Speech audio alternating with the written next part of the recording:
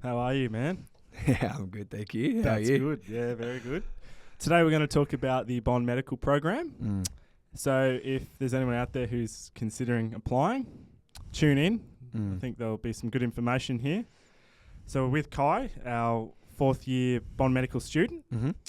You just tell us a little bit about yourself and the connection to the Bond Medical Program. Yeah, so as mentioned, I'm in my fourth year, final semester in the Bond Medical Program. So in a year's time, a year and about 2 months, I'll graduate as a junior doctor, having completed the full stint of the Bond Medical Program. So lots of info, and I know and can appreciate, for those that are in that application process, trying to find information, it can be scarce. So hopefully, we cover a fair bit of stuff.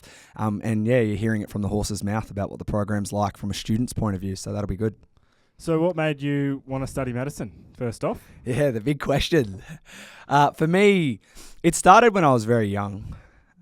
For me, I was airlifted in a helicopter quite young with a sort of respiratory illness. From that point onwards, after about 12 months of age, I was just always in the doctor's office, in the pediatrician's office, constantly on the other side of the desk. So as a young kid, I was actually exposed to the occupation quite early. I always really appreciated that in the sort of stressful times, being a young child, how the doctor would communicate with the parents and calm and clarify any questions that they had. And then from that point onwards, I got into sort of the later years at school, and I really, really appreciated the sciences, particularly physics. I love testing a hypothesis, measuring an outcome, and I really loved that sort of sciencey component to my studies. And I sort of thought, well, what's the sort of career that can merge, the compassion and the communication that I appreciated as a child, being on the other side of a doctor's desk, plus the sciences. And I thought, well, medicine's a really, really good fit for that. It does combine both. And I thought, well, in order to test this, I should go and get some placements organised and do a little bit of volunteering and actually see what the day-to-day of the career is like. And I went and did that. And I actually went and did that with the same paediatrician that helped me when I was quite young. And I thought that this was, a very good career fit for me after going and actually testing that in a placement context. So, 4 years on now, or almost 7 years, as we'll get into some of the previous years that I did before being at Bond. Still doing it. So with Bond, was that straight out of school for you? So is that your ideal pick? Yeah, so I graduated from the Gold Coast. I think anyone who graduates from the Gold Coast and wants to study medicine, Bond's a great option because it's local, and a lot of people move around the country to study medicine. So I applied to Bond straight out of school. Wasn't successful in that process, and I'll definitely talk about that later and sort of what I would do a little bit differently. In terms of my sort of UCAT and GAMSAT, I wasn't too keen on doing those sort of external uni exams to try and get into medicine. It really just wasn't my strength. My strength was always getting really deep into my uni studies and school assignments rather than doing external exams. So I actually went to Dunedin, which is in the South Island of New Zealand. And I studied a course there called the First Year of Health Sciences. And for those that are in New Zealand, they'll probably know about it and what it is. But it's essentially a 1-year degree where everyone who wants to study medicine, dentistry, physio, or any allied health, they all get put into the one program. And based on how your results are in that first year at uni determines whether you get into the medical program into second year there. I had a bit of an itch to scratch coming out of school too, wanting to travel. And so I sort of thought that this was a really good option for me because it'll give me a crack at getting into a second year medical program. Plus I get to move countries. Plus I get to travel a little bit. So I went and did that. And I actually had a bit of an interesting story in the sense that I went there for 3-4 months and then COVID hit. And because I was not a resident of New Zealand, they shut all the colleges down in Dunedin, which is where I was studying, and I was in a college at that time. It was my only accommodation, and then they kicked everyone out of the college. Yeah, wow. And because everyone lived in New Zealand, they could go home. Yeah. I didn't have a home in New Zealand, so Oh, no. Yeah, I actually went to a place called, I was very lucky because I went over there with one of my friends that had a house. So temporarily I was able to find accommodation for 7 weeks. And I still laugh because they gave me all my uni lectures because I went to this house, which was about 4 hours south of Dunedin. And for anyone who knows the geography of Dunedin, Dunedin is already the very southern part of New Zealand. And then I drove 4 hours even further south. There was no reception. no TV, no internet, and the uni actually gave me my lectures on a USB. So I used to sit in the morning, plug in my USB to my laptop, no Wi-Fi, and I'd have to teach myself like biology and chemistry and stuff like that. So I always sort of laughed that was a very interesting part of my medical journey. Eventually, though, after about 7 weeks of staying there, I decided that it was time to come home to Australia because we were all very uncertain about what was happening with COVID. And I didn't really want to get stuck in New Zealand forever. So decided to come home, back to Gold Coast. And I actually did the rest of my health science first year, which was about 7 months, online. So with that health science, that's not a medical program or degree. It's the precursor, is it? Or is it like the biomed equivalent of Australia? It's a great question because it is, if you get into medicine from that degree, it's considered your first year of medicine. Oh, right. But it's not classed as medicine because there might be 3,000 people doing it, but only 150 of those 3,000 might get into the medical program, in which case they give you don't have to redo the first year because you've already done the basic sciences that you would do in the medical program. Okay, so right. There's like people that are doing physio, there's people that are doing dentistry, and they're all in this one subject trying to get the best grades to get into medicine.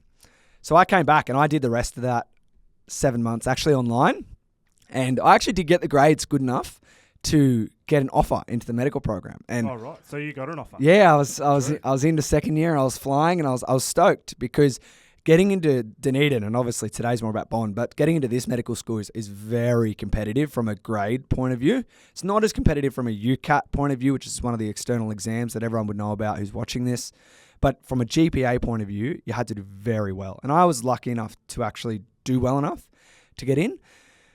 But I tried to get back home tried to go to New Zealand like after I got in and the borders were still shut. So I was like, that's a bummer. They wouldn't let me in because I wasn't a tax resident. That would have felt bad knowing you just committed to moving to New Zealand. Yeah. Had to come home, but you still got your offer and you couldn't take it up. Getting into Bond Med. Not Bond Med, sorry, into Otago.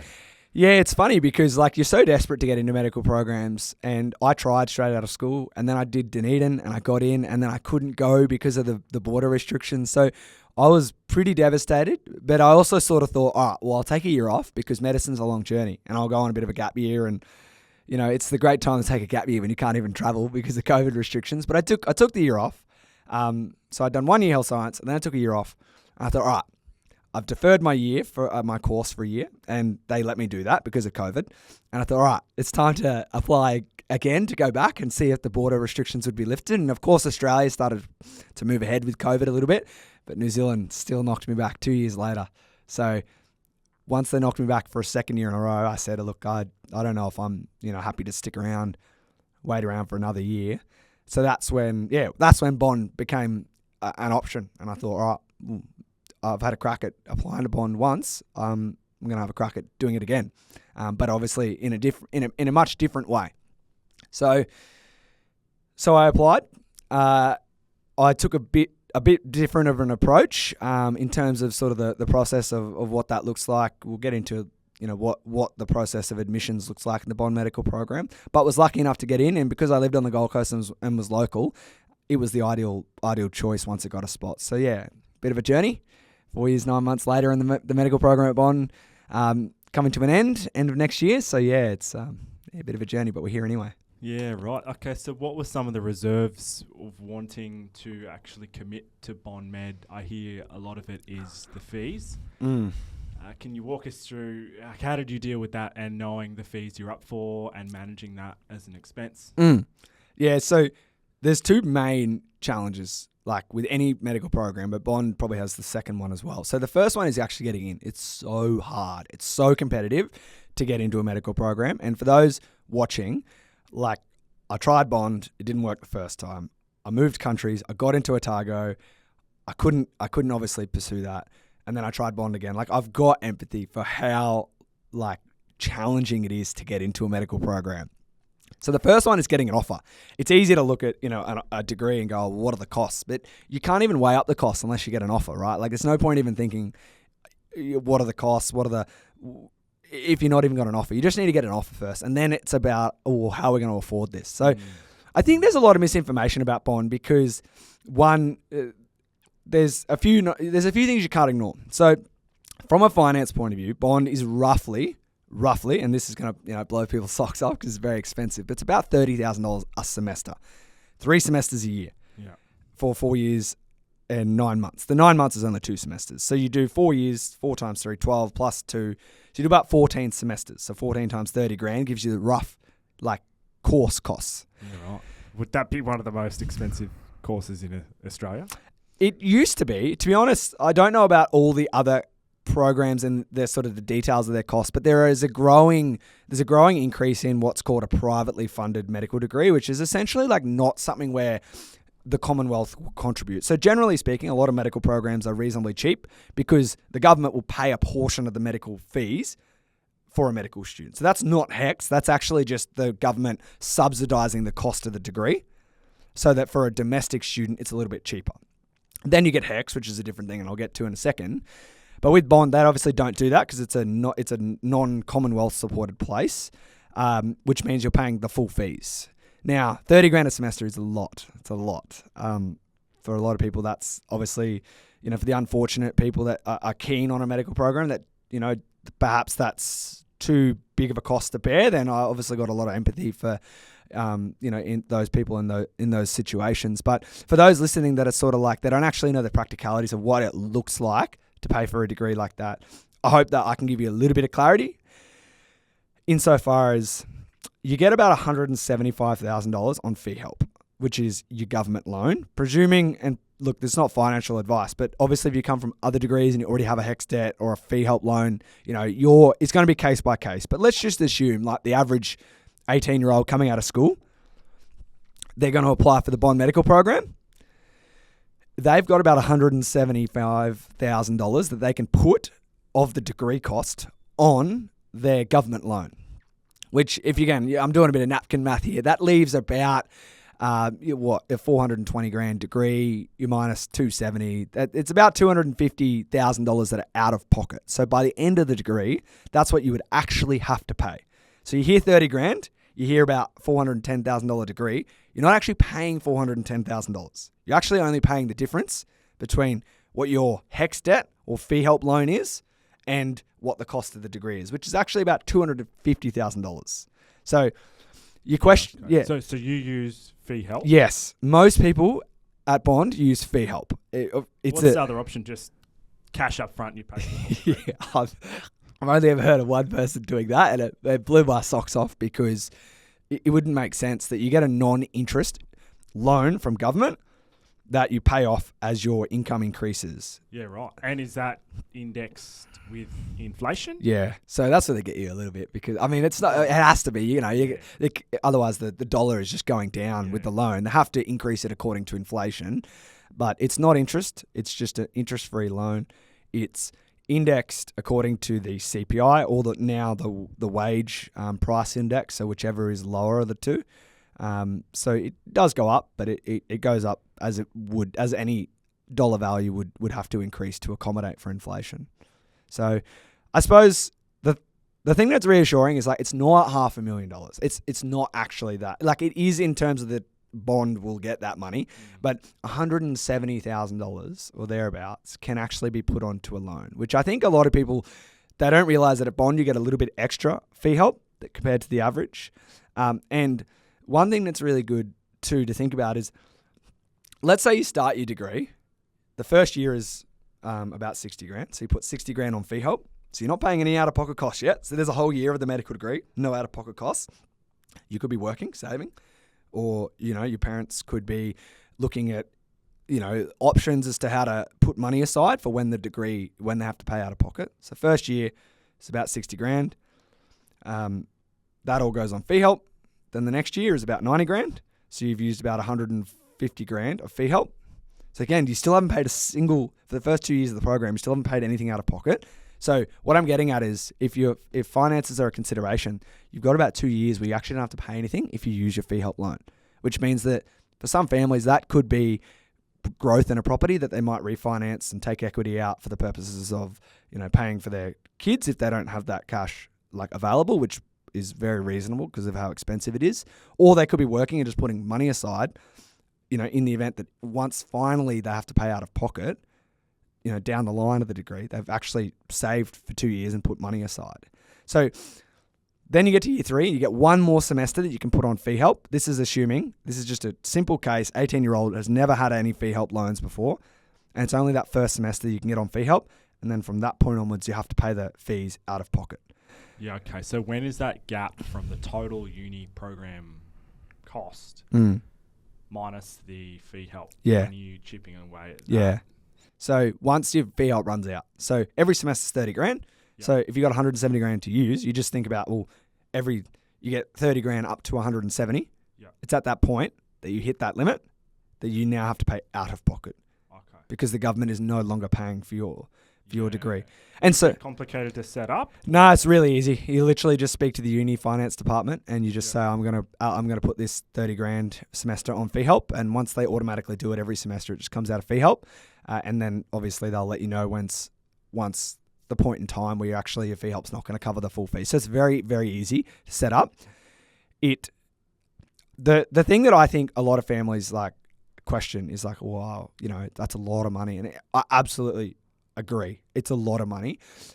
The good thing about the fee help is that it does give you a bit of time to think about how you're going to garner or how you're going to collect the sort of the finances that you may need by the time sort of the 2 year, 3 year mark where it comes in, where you actually are paying for the degree. So you sort of do get a little bit of a runway to think about, do I need to save? Do I need to refinance a property, et cetera, et cetera. So there's a little bit of planning, but at least the fee help gives you a little bit of time to plan, and it's very easy to set up once you're in the degree.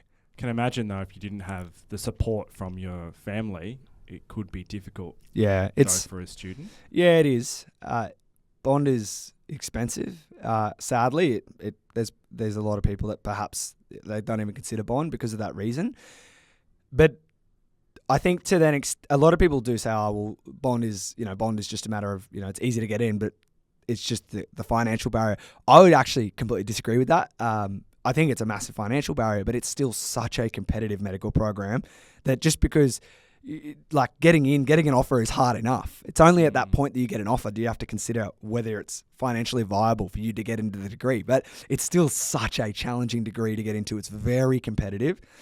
And there's a little bit of old stigma where that medical, bond students sort of pay their way in. And I would fundamentally and strongly disagree with that, because it's still competitive in spite of finances. To get in an offer to bond, okay, maybe very few people get an offer and then they go, actually, I can't financially afford this.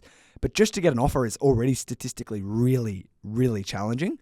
So I'm probably jumping the gun here, but I've always heard very, very good things about bond students and their preparation and the degree, being a medical student. So I think we've had questions about parents saying, what's the reputation like? And very, very healthy and very strong. And all my experiences on placement have always been very positive towards bond students. And funny enough, all the doctors send their kids to bond. So, so obviously because, they probably can afford it. Yeah. But if there was this growing reputation that bond was, perhaps a pay your way sort of course, then all the doctors wouldn't send their kids there, because they're the ones that are in the field setting the sort of, the perception on different medical degrees. But it's like school. No, once you graduated, no one really sort of cares. So obviously with the fees, it's a lot of money. But you said before, worry about getting in first before feeling as though it's the right fit. Get your place, secure it, and then decide. Is that because there's other unis and there's a lot of options, or is it just the competitive nature of bond? Yeah, good question. It's just so competitive, and I think if people undermine it to the point where it's it's just you get in if you have the money. That's so far from the truth because of how competitive it is actually to get an offer.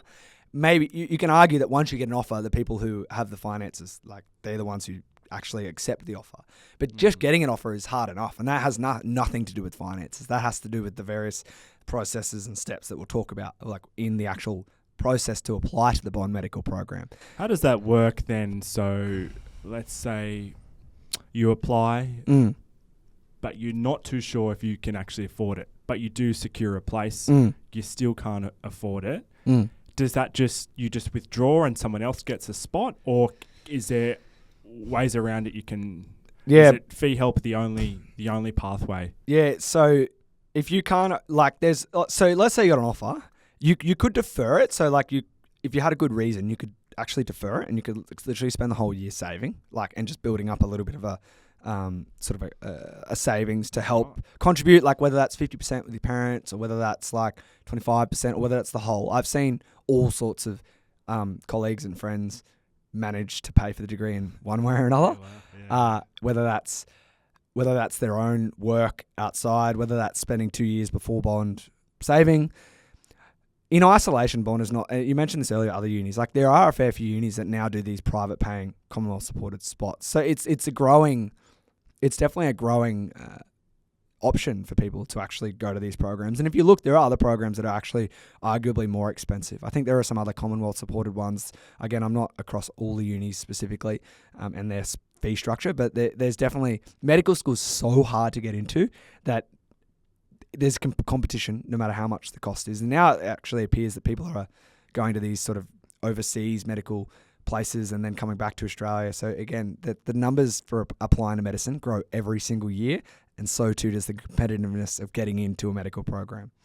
But in terms of options, yeah, you could defer. One, two, I've seen grandparents pay. I've seen other colleagues who just save their whole way through the degree, or they have like their own business or previous role. Like I've seen accountants that worked at like Big Four and they saved for a few years and they actually wanted to make a bit of a career switch and jump to medicine. So there's all sorts of colourful ways that people do it. It's not, it's definitely expensive though. So if you're out there thinking, I'm sort of tossing and turning about bond, you're not wrong. It's expensive. Yeah. But it depends on sort of what your priorities are. If you really want to do medicine, I wouldn't. You can make it work if you have a careful planning and you're lucky enough to get in.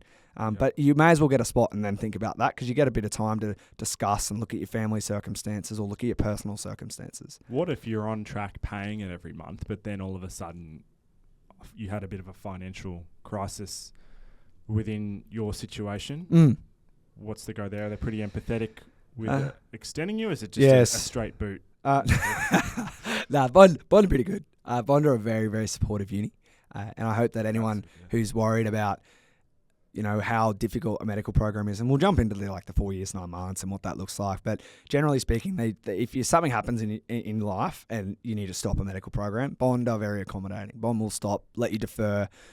There are certain things you have to tick off, and there's various things you have to do. But generally speaking, if something significant happens, they would be accommodating enough to let you stop, pause, pick up in a year's time. Again, there's case-by-case restrictions with this sort of stuff, but the short answer is they would be very accommodating. Yeah. So we'll get on to the program now. Just give us a introduction on how it's structured. So the program is, it might be worth just talking about how to actually get in, what the application process looks like, and we can jump to the program structure because we sort of briefly touched on it. But it's a 3-stage process applying to bond. Number 1 is the academic requirement, and that I'll dive into that in a second. Number 2 is the psychometric test, and number 3 is the interview. So if I jump to the academic requirement, about 80% of the spots at bond are for undergraduates and about 20% are for postgraduates. So from an academic point of view, they will look at your school grade, your ATAR. Generally speaking, if you have an ATAR above 97, you're very competitive to get an offer to do the psychometric test. And if you've got a good solid GPA from uni as well, then you'll give yourself a really good chance at getting a psychometric test offer. So academically, you just have to jump over that hurdle. And I really want to emphasize this because there's a lot of questions and uncertainty. It's a stage-by-stage process. Once you pass one stage, they don't look back. You don't get to the interview and they say, but your academics were a little bit poor. They don't do that. What they do is it's stage by stage. You get over the academics, you're on to the next part. They don't look back now. So let's say you get over the academic hurdle. This is the psychometric testing. So the psychometric testing, there's just very little information on it. And it threw me off a little bit when I applied straight out of school because I think strongly it's definitely something that you can prepare for. But there's just very little information online. So they make you sit that test. It's really just an emotional intelligence exam. There's a lot of misinformation around, how you can can't prepare for it, I would strongly advocate against that. I think it's something you absolutely can prepare for. Why do they say that you can't? I think that there are some qualitative components to emotional intelligence testing, but generally speaking, there are certain domains within emotional intelligence that are actually very objective. So, and I think for that reason, it's absolutely something that you can prepare for. Once you get an offer, once you do well enough on the psychometric test, they will give you an offer to interview. One of the real recent changes is a preference for Queensland and Tweed applicants. We'll dive into some of the implications in that in a sec, because that's a very new and recent thing that Bond are doing. Number 3 is the interview, which historically has been a multiple mini interview, which is like an MMI, which people who are applying to medicine will generally be familiar with. But it's like an interview where sort of like there's multiple different stations where there's different people that ask you different questions at different points. It's not like a panel interview or like a job interview where it's one person for 50 minutes asking you questions. It's a bit different. So once you do that, then you get an offer into the program. So it's a 3-stage process and they don't look back. I think that's really key, because a lot of people, I think they don't understand that it's not, once you get over one hurdle, you're on to the next. There's no looking back. So sometimes people are like, maybe I didn't do too well academically, and they're worrying about their academics once they got an interview. But it's like, just focus on the interview now, because they don't look back at your academics. Yeah, okay. So now in terms of the program structure, and this is where a lot of the information is, I think, a little bit hard to understand. It's 4 years and 9 months. So the first year of the degree is the 9-month section. So actually, the first year is not a full year of bond. It's just 9 months. It's split into trimesters. So you do 3 roughly 14-week blocks a year. The first year is 2 semesters. So you start in May, you do a semester. That takes you to around August. And then you do a semester. That takes you around early December, mid-December. And then from the next year, you do 3 semesters. And from that point onwards, for every year, it is 3 semesters. So you finish late in December and you start early in Jan. 4 years, 9 months. It's pretty full on. I think that biomedical students have got a tough gig, because it's not like other medical programs where you get a lot of time. But for a lot of people, that's the advantage of the program. One of the massive strengths is you finish a medical degree that would otherwise take 6+ years at another program, and you finish it in 4 years and 9 months. That's unheard of. That's the only medical school in Australia that I'm aware of that actually accelerates a medical program. Yeah, wow. And in a degree that's 10+ years, if you can save a year or two or 2 years and get into the workforce where a lot of the learning of medicine takes place, I think that's a benefit like no other. So it could be finished at 22. Yeah, so if you're a 17-year-old, I've seen it before, where you get into bond, 17, and you're a doctor by like 22 years old. Wow. That's crazy. Imagine your doctor rolls into there, 22 years old. Yeah. But you got to be prepared. If you're applying to bond, it's a tough degree because it's trimesters, bang, bang, bang. There's no stopping. And then your holidays and Christmas is like 2 weeks and you're back to it again.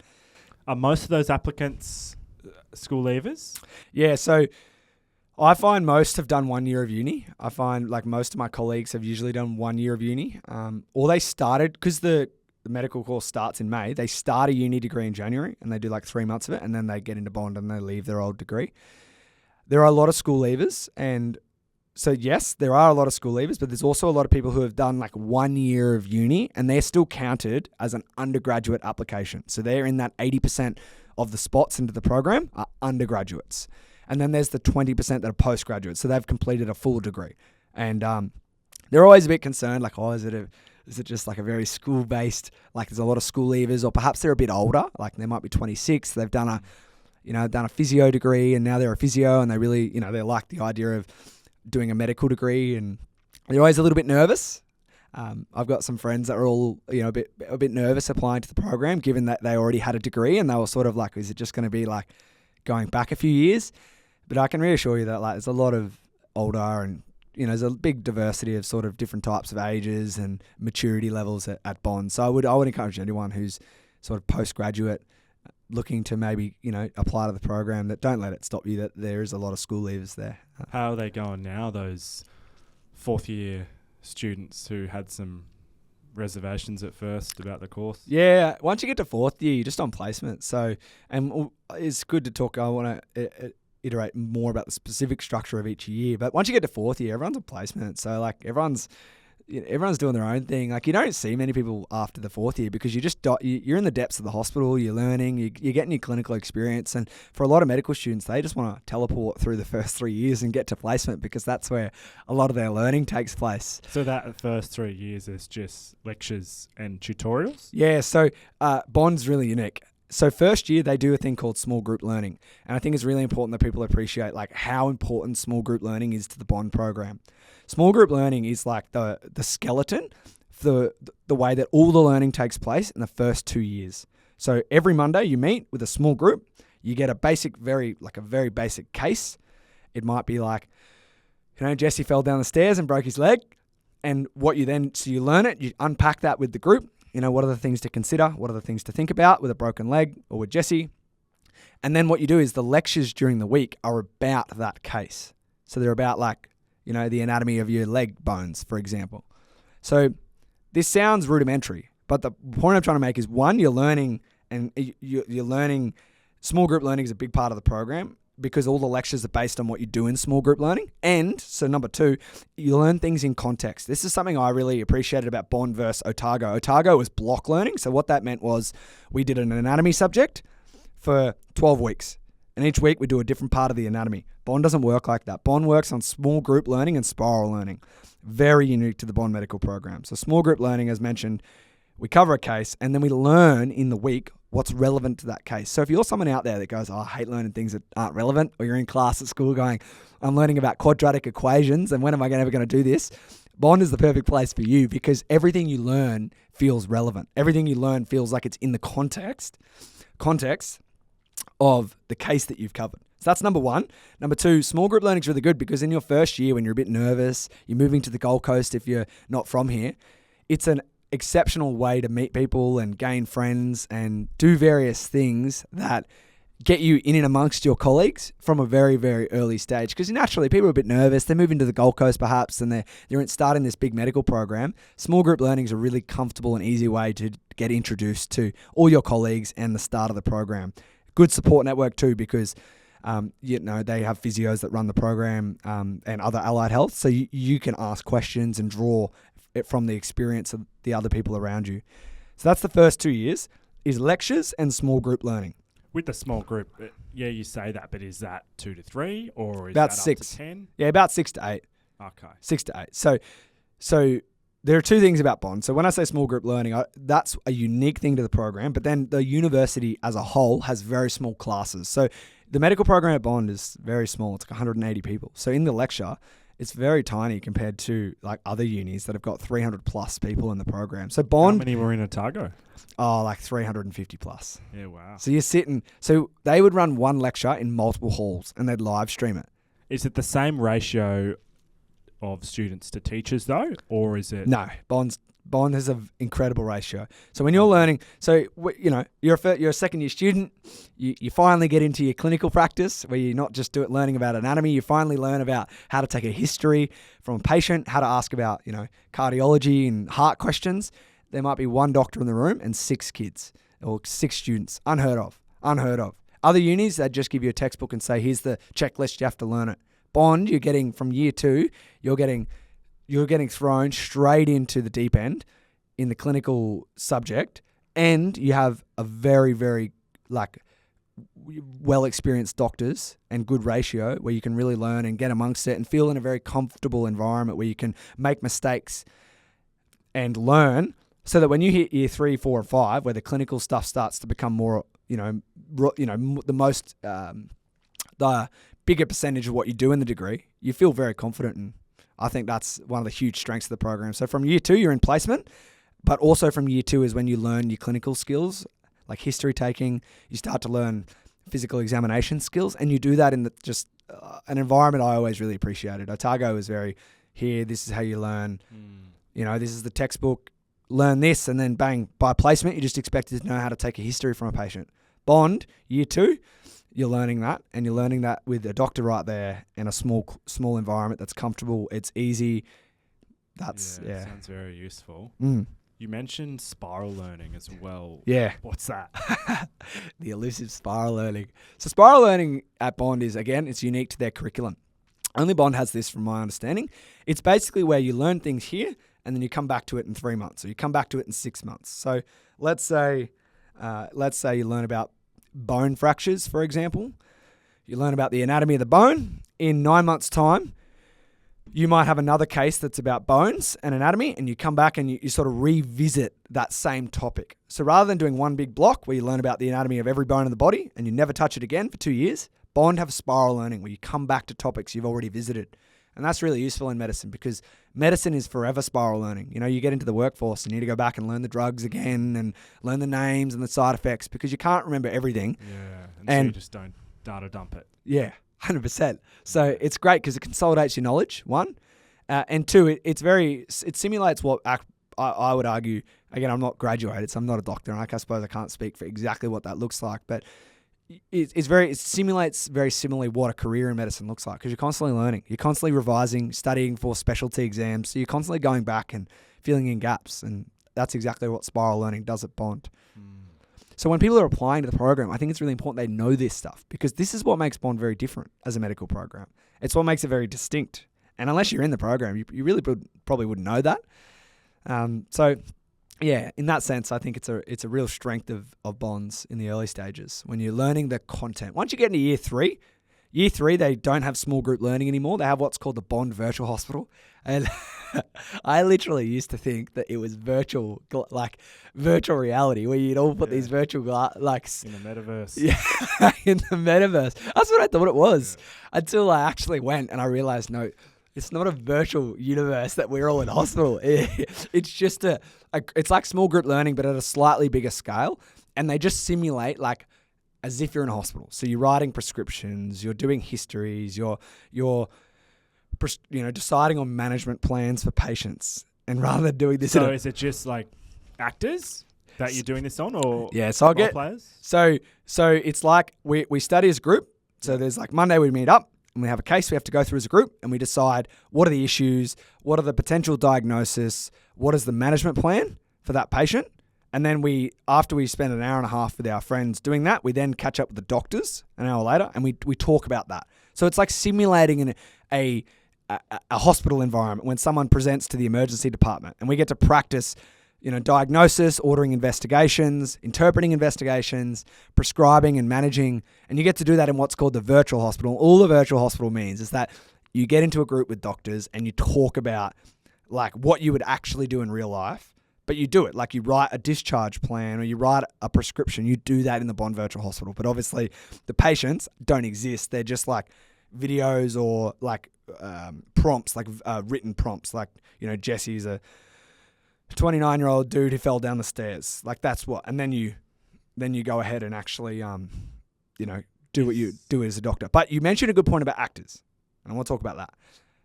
Bond have an acting program where when you're doing your clinical skills classes, you're actually asking histories and doing examinations on paid actors. So you're actually it's a funny career. They're actually paid to simulate what a patient's like.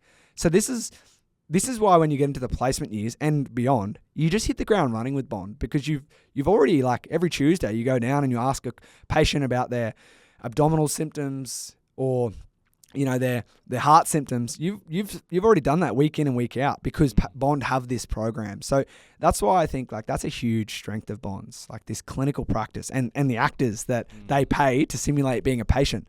It gets you a lot more confident, I think, when you hit placement because you've done it time and time again. Yeah, no, definitely. I could speak on the actors being ex-army background. When we used to do our first aid exercises or mass CAS, they'd all just bring in actors. Yeah. So, yeah, it definitely adds that real sort of feel to it. Yeah, because otherwise, if you ask working your on friends, a patient that doesn't have an arm, it's a lot more realistic. Yeah, 100%. Well, you'd know firsthand with all those simulations. But when there's someone who's not your friend and you're asking questions and they're laughing, it's very hard to get the genuine. Because then when you get dropped into the exams in medicine, it's way better if you've actually practiced on someone you don't know and who takes it seriously. Because the second that timer goes and it's on, it's very different if you've got friends that you've been practicing with. So. That virtual hospital, is that just a unique Bond thing. Yep. I don't know anywhere else that does. They might do iterations, but it's a very unique thing to Bond. The Bond Virtual Hospital is the year 3 of the program. So year 1 and 2 is small group learning, which I already spoke about. Year 3 is the Bond Virtual Hospital. And then year 4 and 5 is when you get into the placements. So you do placements from year 2 and 3. And I think that's really important to know. They get you in placements really early at Bond. So bang, you're into the actual community doing placements. Then you're learning clinical practice with actors. And you're in a small group environment. So you can appreciate why a Bond student would be so well prepared for their placements, one, and being a junior doctor, because they've just had so much exposure to it. So if you're looking at this thinking like, what are the strengths of Bond? Like they're inarguably some of the real strengths of the Bond medical program. What's the hardest part of the program? I think the trimesters, like I'm someone who didn't want to sit around for 4 months over the uni break in summer. Like I'd rather just crack in and get started. So for most people, I think it's the fact that the program is very intense. Like it's literally bang. Like once you get past year 1, it's just semester after semester after semester after semester. And there's no real breaks. For me, I'm local to the Gold Coast, so very lucky that this is where I live. From my colleagues and peers, I'd say the biggest challenge is being away from family, because for a lot of people, like they do move to the Gold Coast. As many people do, they move for medical degrees. So the biggest challenge, I think, is just trying to create a life on the Gold Coast that's different from their life at home. And that can be establishing friends on the Gold Coast, or if they're from the big smoke down in Sydney, adjusting to life here is a little bit slower and a little bit different. But they're the things to be excited about by moving to Bond. You know, you got how's the stress? Oh, medicine is always stressful. You see different ways people manage it. Medicine doesn't stress me out as much as it probably used to. I think you just get really good at studying and learning what to study and like how to study. I'm not to say I'm perfect at studying, but I think as you get in the degree, like from the first year, you study everything. The second year, you start to study what matters. From third year, you study to pass. From fourth and fifth, you study to be a good doctor, is how I would describe it. Year 4 and 5 at Bond are more about just making sure you're a safe and well-rounded doctor. So you're not studying to get like crazy results. The first 3 years, if you want to do really well, you can. But once you get into year 4 and 5, like you're just studying to be a good doctor, to know the side effects of medication. And of course, once you graduate, like you're going to realize you learnt nothing at uni and you're learning everything on the job. But as long as you can enter the workforce feeling like competent and feeling like a safe doctor, I think that's probably the main things you'd want out of a medical program, really. But the biggest challenge, I think, the stress is social networks, social supports. Again, the most common challenge I see is people who don't live here, who they have to adjust to life on the Gold Coast. Their family live at home, and that has a huge emotional toll. And also making friends outside of medicine. Like it's very easy to just make friends with people in medicine, but then sometimes it's really refreshing to have people that live here and like that's their life is here. It's not just medicine, because you sort of get a mix of people who understand, but also can take you a bit out of medicine and doing the things that bring you well-being, making sure to look after yourself, get good sleeps, all the same stuff you hear everywhere else. Are the teaching staff supportive? Yeah, Bond's really good like that.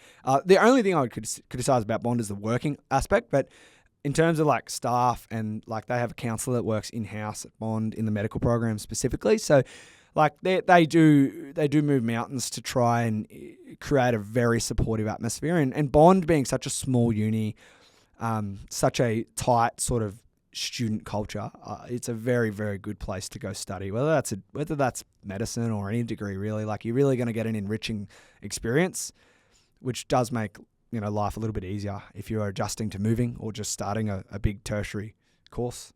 What about with the student environment? I imagine that's pretty competitive.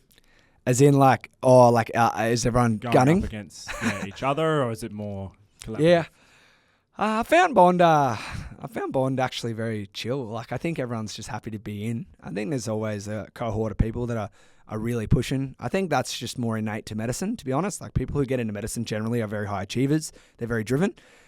That doesn't just turn off once they get in. But I do think people like get a sigh of relief that they're in and they realize that as long as they pass and do what's required, like they're going to be a doctor. And I think Bond has sort of two parts. There's obviously the gunners that just like, all they do is study. And I was probably a little bit like that in my first 2 years because I'd had a year off of Otago. I was sort of keen to get in and open up the textbooks again. But as you go throughout the degree, I think people just become more focused on being a good doctor, and I think that's really good. But Bond is well rounded. Like, they've got the psychometric testing, so if you compare, like my colleagues in Otago were very book smart. If I had to like create a very big stereotype, but Bond, I've found that everyone's very well rounded. They're good at managing stress because obviously they're emotionally intelligent. They can appreciate when they're stressed, and they can appreciate how to seek or identify their emotions and the various things that they feel. So Bond is a really, really well-rounded like medical cohort. Like, they're very good at communicating, very emotionally intelligent, which is that's exciting if you're applying, because they're not just book smart. They're really focused as a program on the things that matter as a doctor, like communication, interpersonal skills. Once you've got the ticket in to the course, did you find with the selection process everyone was very similar in traits, work ethic, personality? I think because of the way they selected everyone. Yes and no. Like, I think everyone is very like well-rounded and good communicators, and like I think in that sense there's certain anecdotal patterns that I've noticed. Like, in all my colleagues, like I think they're very outgoing and good communicators, as mentioned. But there's still a huge like variety of personalities. I think and people get a bit worried about psychometric because they're like, oh, well, what if I'm not this personality? Like, I'll never be a good doctor or never be a biomedical student. I don't think you should subscribe to that belief, because there's a huge diversity of people that are in the program, and it's, I didn't, the first time I did the psychometric test, I wasn't successful. If I had just hung up the boots and said, clearly I'm not made for Bond. Now, I made some big changes in the way I prepped, and I think that's really important. Like, people are aware, like, what the preparation, what sorts of things that you can do. Then I think that you'll give yourself the best chance of performing well in the psychometric testing. But yeah, in my actual anecdotal experience, there's not just one type of personality, there's lots of types of personalities. That would have been a bit of a hit to you when you didn't get in that first time round. It was. Yeah, I think I just did what a lot of people do. Like, they just go, you can't study for this, it's emotional intelligence, like you can't do anything, and just applied, and then bang, got knocked back. Had no reason why. It's not until you learn like the principles of the psychometric testing and more broadly what psychometric testing is. Like, all the banks use it. There's various different stuff that use it. Like, there are some certain objective principles that are really key in those sorts of tests. So, I changed my approach round 2 and got the W. So that was nice. I think it was good coming off the back of New Zealand, because I'd sort of been kicked in the guts twice. But like, I was never someone who was like down in the dumps. Like, it's just another obstacle, and always. Yeah, New Zealand was it was a good year, because when I got to Bond, right, like I'd done this full year of hectic health sciences. So my first year at Bond was cruisy as, because like I'd already done all the health sciences. So I think in that sense, like I look at that quite positively. And if you're a postgrad, that's a real good advantage. Like, you can get into the degree and relax a little bit, because a lot of this stuff you're going to recover. And that's a good point I want to mention, is postgraduates have to repeat everything.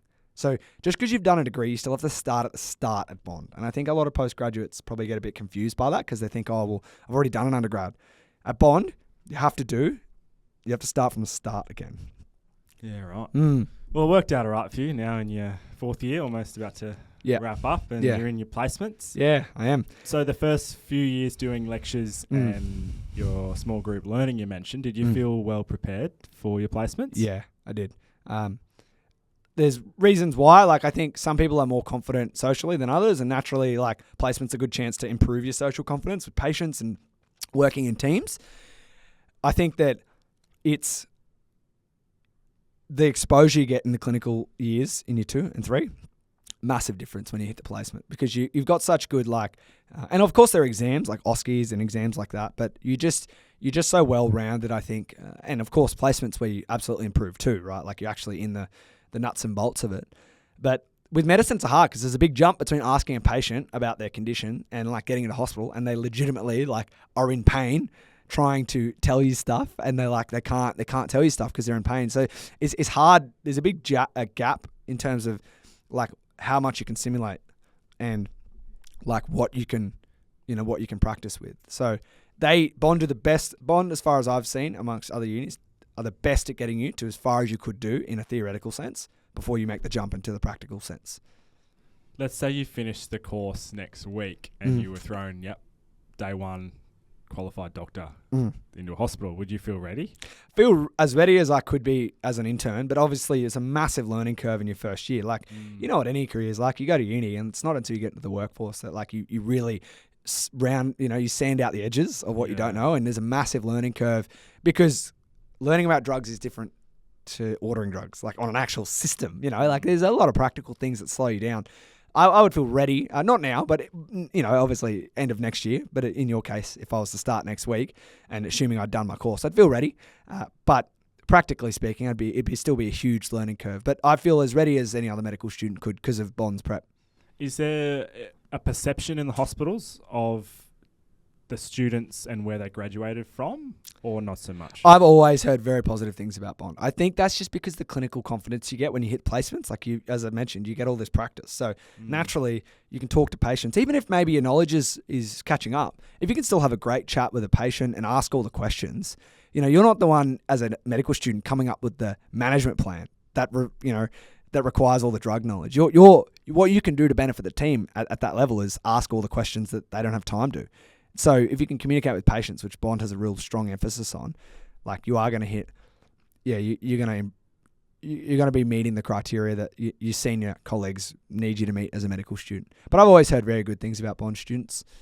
And with the 3 semesters a year, how do you cope with that? Or is it